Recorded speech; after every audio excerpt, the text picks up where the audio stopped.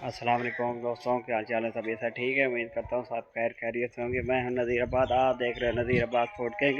आज मैं अपने पुराने घर आया हुआ था। ये दिखाता हूँ आपको पुराने घर की लोकेशन। ये मकान तैयार हो रहा है, ये देखो देखो। तो उधर कादरपुर रामा में रहता हूँ, रेस्टोरेंट में काम करता हूँ। तो उधर किराए पे लिए हुआ है मकान, इस वजह से ज़्यादातर कादरपुर रामा में रह जाता हूँ। हमारा ये पुराना घर है जो बस्ती साइदाबाद में है। ये दिखाते हैं, काम हो रहा है, ये मिस्त्री लगे हुए हैं। आज जुम्मतुल मुबारक था, इसलिए आज छुट्टी पे हैं मिस्त्री। थोड़ा सा काम रहता है। इधर फर्श वगैरह लग रहे थे, देखो ये कमरा रेडी हो चुका है, प्लस्तर हो चुका है। फर्श की बारी है, 1-2 दिन में मुकम्मल हो जाएगा। ये देखो हमारा मकान, ये दीवार, ये देखो।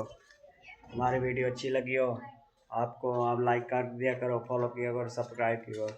अल्लाह हाफिज़।